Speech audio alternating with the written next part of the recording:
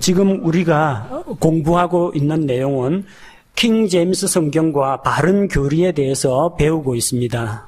구원에 대한 교리도 배웠고요.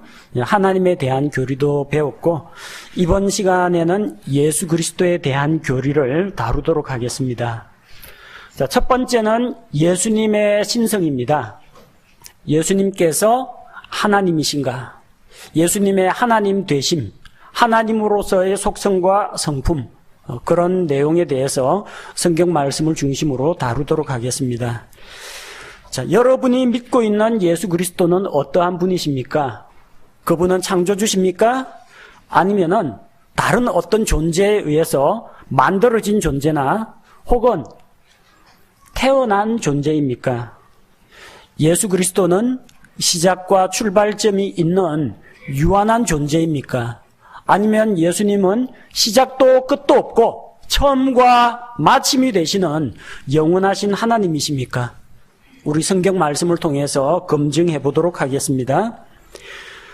자, 예수님의 탄생에 대한 성경의 예언의 말씀이 미가 5장 2절에 나와 있습니다. 개역 성경으로 보면 베들레헴 에브라다야, 너는 유다 족속 중에 작을지라도 이스라엘을 다스릴 자가 내게로 나올 것이라. 그의 근본은 상고의 태초에니라. 자, 킹 제임스 성경으로 읽어드립니다. 그러나 너 베들레헴 에브라다야, 내가 유다의 수천 가운데서 작을지라도 이스라엘에서 치리자가 될 자가 내게로 나아오리라. 그의 나아감은 옛적부터 있었으며 영원부터 있었느니라. 개역과 킹제임스 성경이 이처럼 다릅니다. 개역 성경은 그의 근본은 상고의 태초에라고 했습니다. 자, 상고시대, 아주 먼 옛날 태초에 그의 근본, 시작, 출발점이 있었다는 이야기입니다. 근본이 무엇입니까? 근본은 영어 성경에서, NIV 영어 성경에서는 오리진이라고 되어 있습니다. 어떤 것의 기원, 시작을 이야기합니다. 예를 들어서 화폐의 기원, 옛날에 조개 껍질 가지고 돈 대신 사용했다 하면 화폐의 기원이 있습니다. 첫 출발이 있습니다. 전쟁의 기원, 시장의 기원, 다 기원이 있습니다. 어떤 제도나 어떤 인물이나 그런 것이 시작된 시점을 가리켜서 기원이라고 합니다. 예수님이 기원, 근본이 언제부터 시작이 되었는지 출발점이 있느냐? 개역 성경에 의하면은 상고시대부터 시작이 되었다고 합니다. 혹은 태초 이 세상이 시작될 때 그때 비로소 시작이 되었다고 합니다. 자, 그러나 킹 제임스 성경에는 예수님의 근본이라든지 기원에 대한 이야기가 없습니다. 그분께서는 옛적부터 있었습니다. 그분의 나아감, 그분께서 행하시는 바는 옛날부터 있었다는 겁니다. 존재의 문제가 아니라 옛날부터 이미 활동하고 계셨다는 이야기입니다. 영원부터 그분께서는 계셨다고 기록하고 있습니다. 예수님이 영원하신 하나님이시라면 시작도 없고 끝도 없으신 분이 맞습니다. 과거의 한 시점부터 시작이 되었다, 예수님이 기원이 있다라고 하면은 무슨 이야기가 되느냐? 예수님은 과거의 어떤 한 시점에 비로소 탄생했다, 혹은 비로소 만들어졌거나 등장하게 되었다는 이야기입니다. 자, 우리는 그런 유한한 예수 그리스도를 믿지 않습니다. 우리는 영원부터 영원까지 하나님이신 영원하신 예수 그리스도를 믿습니다. 바로 이런 잘못된 사상, 예수 그리스도는 창조된 신이다, 이런 사상이 어디에서 나온 것이냐? 하나님을 믿지 않는 이집트, 그 이집트의 알렉산드리아 학파에서 나왔습니다.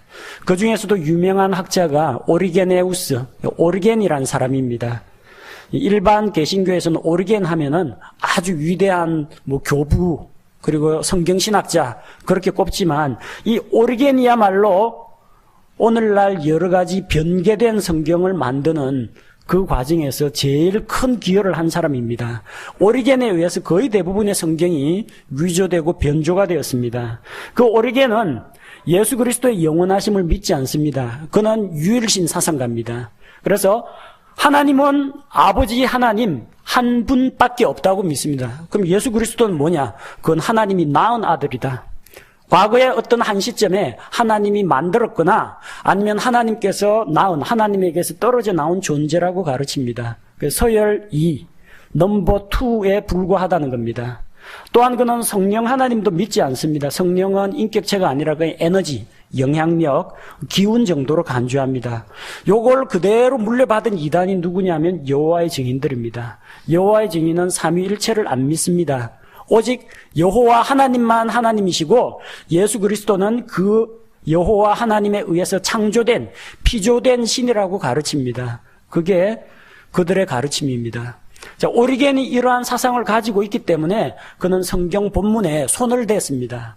예수 그리스도가 영원한 하나님, 그렇게 되면 자기 주장이 틀리게 되거든요. 그래서 요한복음 1장 18절을 뜯어 고쳤습니다. 요한복음 1장 18절이 개역 성경으로 읽으면 아버지 품속에 있는 독생하신 하나님이 나타내셨느니라. 킹 제임스 성경으로 읽으면 아버지 품속에 계신 독생자께서 그분을 밝히 드러내셨느니라. 여러분이 믿는 예수 그리스도는 어떠한 분이십니까? 예수 그리스도는 영원 전부터 영원 이후까지 하나님의 유일한 아들입니다. 하나님께서 출산을 하셨다라는 의미가 아니고요. 성경에서 단어가 나타라는 단어가 태어나다는 단어가 bear, born가 bear, 나타라고 하면 여자가 아이 낳는 걸 bear라고 합니다. 그런데 하나님하고의 특별한 관계 또는 아버지와 아들 사이에 특별한 관계는 비겟이라고 합니다. 비갓은 이렇게 표현되어 있습니다. 두 가지 관계는 다릅니다. bear라는 것은 bear, bear라는 것은 출산입니다. 출산을 통해서 낳는 그런 혈연 관계를 이야기합니다. 근데 begatten이라고 이야기할 때는 아버지와 아들 사이의 특별한 관계를 이야기합니다. 예수 그리스도에 대해서 독생자, the only begotten son이라고 합니다. 하나님이 낳았다는 이야기가 아니고요. 아버지 하나님과 아들 하나님의 관계에 있다는 이야기입니다. 자, 그런데 개역성경에서 독생하신 하나님이니까 이거는 태어나신 하나님입니다. 하나님이 만들어지기도 하고요. 하나님이 신이 신을 낳는 이야기는 저 그리스 신화에 보면 많이 나옵니다. 우라노스가 있었는데 뭐 아이를 낳아가지고 뭐 제우스도 낳고 헤라도 낳고 신들이 아이를 낳는 이야기가 나오는데요. 예수 그리스도는 아버지 하나님으로부터 출산을 통해서 태어나거나 아버지 하나님께서 창조한 하나님이 아니란 이야기입니다. 그분은 독생하신 하나님이 아니고 원래부터 하나님이십니다. 그리고 아들 하나님이십니다. 아버지 하나님과 아들 관계라는 이야기입니다.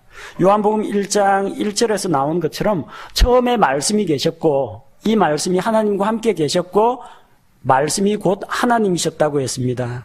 예수 그리스도 그분 자신이 스스로 계신 하나님이지 누군가에 의해서 창조되거나 출생하신 분이 아니라는 겁니다. 그래서 여호와의 증인들이 좋아하는 게 개역성경 요한복음 1장 18절입니다. 봐라, 독생하신 하나님, 하나님이 태어나지 않았느냐 그렇게 가르칩니다. 그러나 하나님이 태어났다는 이야기가 아니라 그분께서는 영원 전부터 아버지 하나님과 아들 하나님 사이의 관계로 존재하셨다는 이야기입니다. 그분께서는 또한 이 세상에 오실 때 하나님으로서 사람의 육체로 세상에 오셨습니다. 디모데전서 3장 16절 말씀을 개역과 킹제임스 성경으로 보면 비교를 해보겠습니다. 개역 성경에 크도다 경건의 비밀이여 그렇지 않다 하는 이 없도다. 그는 육신으로 나타난 바 되시고 영으로 의롭다 하심을 입으시고 천사들에게 보이시고 만국에서 전파되시고 세상에서 믿음 바 되시고 영광 가운데에서 올리우셨음이니라. 자, 킹 제임스 성경으로 보겠습니다. 논쟁의 여지가 없이 하나님의 성품의 신비는 위대하도다.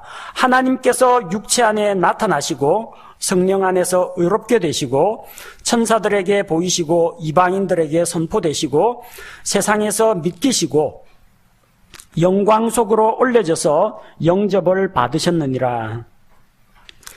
하나님의 성품의 신비가 나옵니다. 하나님의 성품의 신비가 무엇입니까?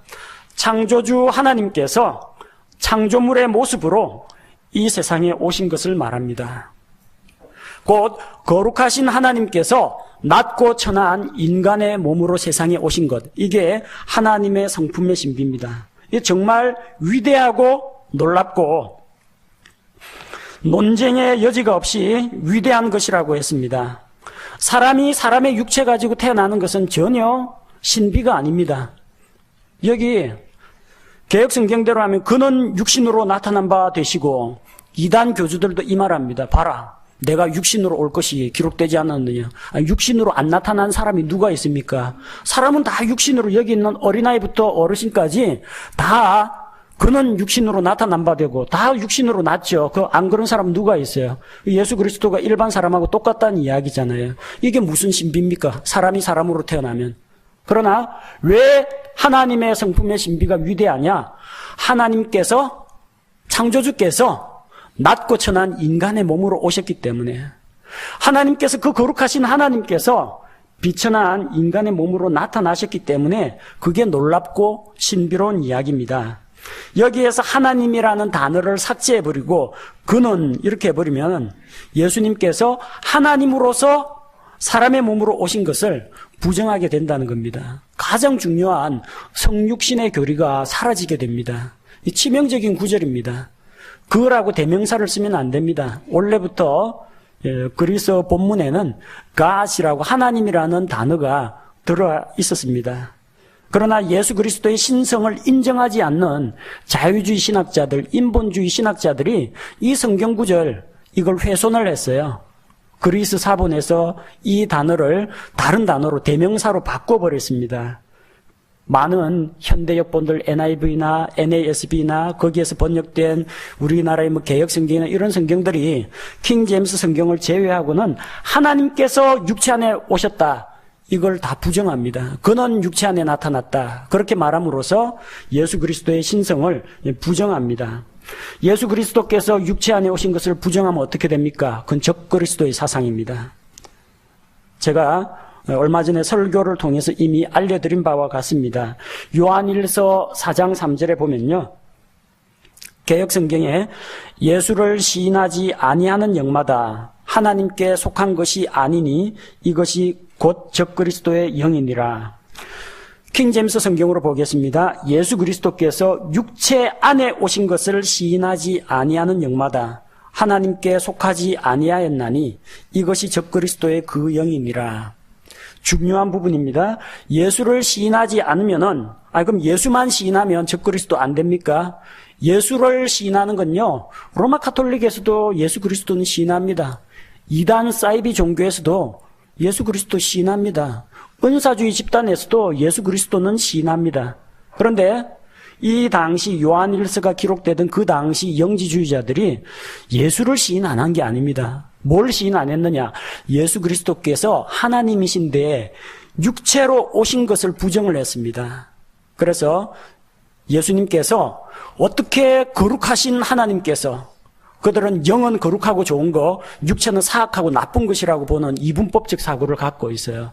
어떻게 거룩하신 그분이 이 낮고 천한 인간의 몸으로 올 수 있느냐? 아니다. 인간의 육체가 아니다. 사람들에게 마치 그렇게 육체인 것처럼 보였다. 육체를 가진 것처럼 나타났지 실제는 그냥 헛개비에 불과했다. 사람의 모습이었지만 거기에서 피 흘림이라든지 못 박혀 죽는 그런 것을 할 수 없는 그냥 영적인 존재였다고 간주하는 겁니다.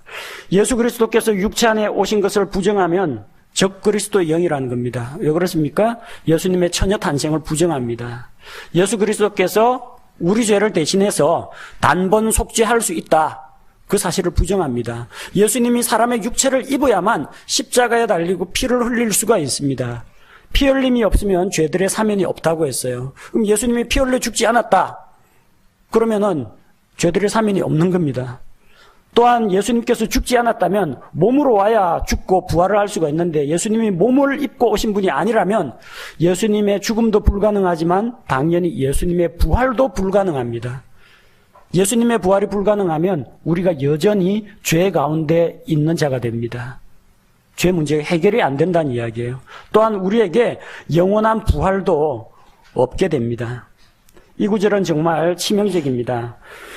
똑같은 요한일서 4장 3절 말고 그 앞에 2절에 뭐라고 이야기하느냐면 곧 예수 그리스도께서 육체 안에 오신 것을 시인하는 영마다 하나님께 속하였으며, 예수 그리스도께서 육체 안에 오신 것을 시인해야 된다고 했어요. 이건 개역 성경도 그대로 그렇게 기록되어 있어요. 개역 성경의 요한일서 4장 2절을 보면요, 예수 그리스도께서 육체 안에 오는 것을 시인하는 영이 하나님께 속했다고 했어요. 그리고 자기들은 3절에서 예수 그리스도께서 육체 안에 오신 것을 빼버렸어요. 개역 성경의 논리로 하자면 요한일서 4장 3절을 삭제한 개역 성경이 적그리스도의 영이라는 이야기입니다. 예수 그리스도께서 육체 안에 오신 것 빼먹으면요, 예수님의 신성만 흔들리는 게 아니라 우리의 구원 자체가 흔들립니다. 예수님의 처녀 탄생을 부정합니다. 예수님의 십자가에 못 박혀 죽으심, 대속의 죽음을 부정합니다. 예수 그리스도의 부활을 부정합니다. 우리의 구원도 부정합니다. 우리의 부활에 대한 소망도 부정하게 됩니다. 이런 잘못된 성경 구절을 가지고는 우리가 믿는 올바른 믿음의 교리를 지켜낼 수가 없다는 겁니다. 지난번에 제가 말씀드릴 때 삼위일체에 대해서 언급을 하면서 삼위일체 하나님은 세 인격체가 한 하나님을 이룬다고 했습니다. 아버지 하나님, 아들 하나님, 성령 하나님은 독립된 인격체입니다. 독립된 지성과 감성과 의지를 다 갖추고 있습니다. 독자적으로 맡으신 사역 분야가 각기 다릅니다. 그러나 이 세 분이 결국 한 하나님을 이룬다고 했어요. 그분의 기능과 역할에는 차이가 있습니다. 하지만 그분들의 영광과 권능과 신성과 이런 것들은 다 동등하다고 했습니다. 그래서 삼위일체입니다. 하나님이 넘버1이고 예수님은 넘버2, 성령님은 넘버3 이런 관계가 아닙니다. 수직적인 구조라든지 누가 누구를 지배하고 억압하는, 복종하는 그런 구조 관계가 아니고 동등하십니다. 예수 그리스도는 하나님과 동등하십니다. 빌립보서 2장 6절에 뭐라고 기록이 되어 있습니까? 개역 성경으로 보면 그는 근본 하나님의 본체시나 하나님과 동등됨을 취할 것으로 여기지 아니하시고, 킹제임스 성경은 정반대로 되어 있습니다. 그분은 하나님의 형체로, 신하가 아니고 하나님의 형체로 계심으로, 벌써 다르죠? 하나님과 동등함을 강탈로 여기지 아니하셨으나, 9절은 완전히 반대입니다. 개역은 예수님께서 하나님과 동등하게 되는 것을 취할 것으로 여기지 않았다는 겁니다. 감히 내가 어떻게 아버지 하나님하고 맞먹겠습니까? 저는 낮고 비천한데, 루시퍼는 하나님께 반역을 하고 하나님보다 높아지려고 교만하다가 결국은 타락하고 범죄에서 쫓겨났죠. 예수님은 하나님 앞에 그렇게 하지 않고 이제 알아서 이제 굽신굽신 이렇게 했다는 이야기입니다. 근데 성경 본문은 그런 의미가 아니에요. 그분은 하나님의 형체로 계심으로 하나님과 동등함을 강탈로 여기지 않았다는 것은 예수 그리스도가 하나님과 동등하다는 이야기입니다. 히브리서 1장 3절 말씀에 보면 예수 그리스도는 하나님의 영광의 광채시요 그분 자체의 정확한 형상이시라고 했습니다. 하나님 그 자체시라는 겁니다. 삼위일체 하나님은 영광과 권능과 신성면에서 동등하다고 했습니다. 하나님의 영광의 광채시요 그분 자체의 정확한 형상이신 그분께서는 자신이 하나님과 동등하시기 때문에, 하나님의 형체로 계심으로, 그렇기 때문에 하나님하고 동등하다는 건 강탈이 아닙니다. 원래부터 똑같은데, 이 낮은 자가 하나님한테 기어오르면 요건 강탈입니다. 근데 예수님은 원래 하나님하고 똑같이 동등한 분이었기 때문에 하나님하고 동등하다는 그 사실은 하나님의 영광과 권위를 강탈하고 찬탈하는 게 아니라는 겁니다. 루시퍼는 하나님께서 창조하신 그룹입니다. 그렇기 때문에 이게 하나님처럼 높아지려고 기어오르면 이건 강탈입니다. 반역입니다.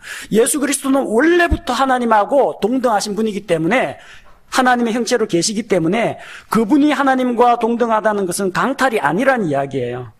그럼에도 불구하고 예수 그리스도께서 아버지 하나님의 구원의 계획을 이루시기 위해서 자기 자신을 비워 종의 형체를 가져서 겸손하게 십자가에 달리심으로 우리 구속 사역을 다 이루셨고, 또한 하나님께서 그를 지극히 높여 모든 이름 위에 뛰어난 이름을 주시고 모든 무릎을 예수의 이름 앞에 꿇도록 하셨다는 것입니다. 우리가 믿는 예수 그리스도가 어떤 존재입니까? 하나님 다음 가는 서열 2위의 하나님이 아닙니다. 하나님보다 뒤늦게 창조된 존재나 하나님보다 약간 능력이 딸리는 존재가 아니고 완전한 하나님이십니다. 킹제임스 성경에는 예수 그리스도의 완전한 신성을 지지하는 이 교리가 그대로 살아있다는 것입니다. 여러분 어느 성경을 쓰시겠습니까? 올바른 교리를 담고 있는 성경을 사용해야 됩니다. 예수 그리스도께서 말씀하실 때, 그분의 사도들에게 말씀하실 때 사도들을 통해서 최초의 신약교회에 전파된 교리는 예수 그리스도는 영원부터 영원까지 하나님이시요 하나님과 동등하신 그 아들 하나님으로 기록이 되어 있었습니다. 다 이게 현대 인본주의 사상가들이, 이런 잘못된 신학자들이 자기들의 주장과 교리에 맞추어서 성경을 조금씩 손보기 시작하다가 결국 이렇게 성경을 망가뜨리고 우리가 믿고 있는 교리에 흠집을 내기 시작한 것입니다. 또 한 가지를 더 보겠습니다. 요한복음 17장 11절. 요한복음 17장 11절을 개역 성경으로 보면, 요한복음 17장은 예수 그리스도께서 기도하신 내용입니다. 전장 전체가 예수 그리스도의 기도입니다. 어떤 내용으로 기도합니까? 나는 세상에 더 있지 아니하오나 저희는 세상에 있사옵고 나는 아버지께로 가옵나니 거룩하신 아버지여 내게 주신 아버지의 이름으로 저희를 보존하사 우리와 같이 저희도 하나가 되게 하옵소서. 이 기도 제목은 예수 그리스도께서 자기의 제자들, 예수님의 12 제자들을 위한 그 기도 내용입니다. 근데 킹제임스 성경은 이거하고 비슷하지만 다르게 기록이 되어 있어요. 어디가 다른지 잘 살펴보십시오. 이제 나는 세상에 더 있지 아니하오나 이들은 세상에 있사옵고 나는 아버지께로 가옵나니 거룩하신 아버지여 아버지께서 내게 주신 자들을 아버지의 이름으로 지키사 우리와 같이 그들도 하나가 되게 하옵소서. 차이점이 보입니까? 개역 성경은 내게 주신 아버지의 이름으로 저희를 보존하사 그렇게 돼 있고요. 내게 주신 아버지의 이름을 나한테 주셨는데 그 이름으로 저희를 보존하사 기록되어 있고요. 킹제임스 성경은 내게 주신 자들을, 그 12 제자들을 아버지의 이름으로 지켜주시기를 구하고 있습니다. 자, 개역 성경 이것 때문에요.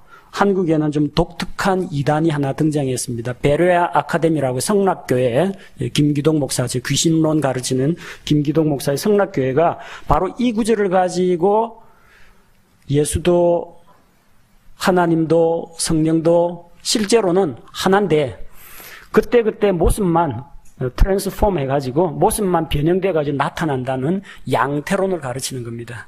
신은 원래 하나인데 딱 변신을 해가지고 아들로 나타낼 때가 있고, 그 다음에 성령으로 나타날 때가 있고, 아버지 하나님으로 나타날 때가 있고, 지난번에 그런 예화 이야기했죠.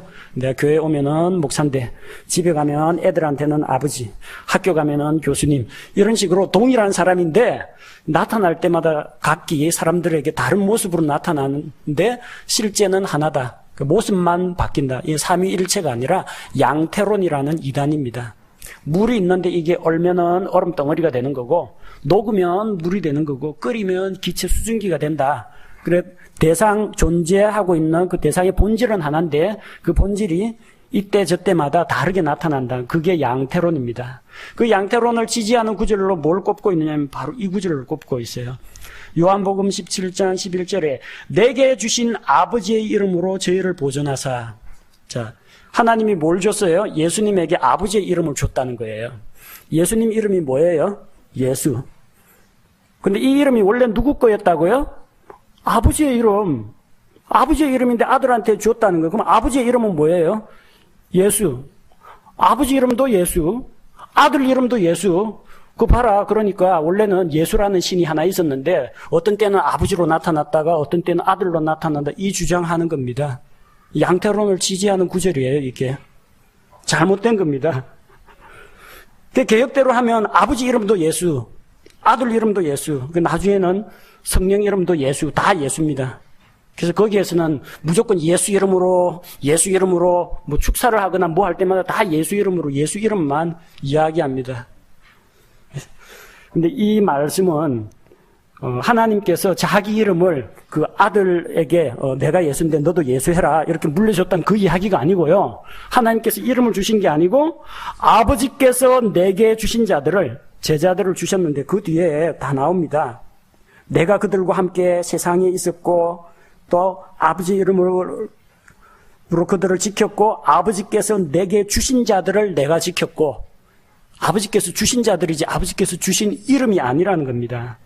하나님 아버지께서 예수님에게 이름을 주셨다는 이야기가 아니고요. 사람들을 주셨다는 겁니다. 근데 그 사람들, 그 12제자들을 아버지의 이름으로 지켜달라고 하는 겁니다. 그 아버지의 이름이라는 게 누구 아무개 그 이름을 말하는 게 아니라 아버지의 이름을 걸고 아버지의 그 존재, 그 이름을 걸고 그들을 이 세상에서 지켜달라는 그런 기도 내용입니다. 여러분, 성경 구절 약간만 다르게 번역해도 정말 하늘과 땅 차이, 교리가 천차만별로 달라집니다. 이 개혁성경 가지고 있으면요, 나중에 베레아 아카데미 성락교회 사람 만나면 꼼짝없이 당합니다. 아버지도 예수, 아들도 예수. 아닐 것 같은데 하는데 성경대로 보면은 넘어갈 수밖에 없어요. 왜 그렇습니까? 성경 번역이 잘못돼서 그런 거예요.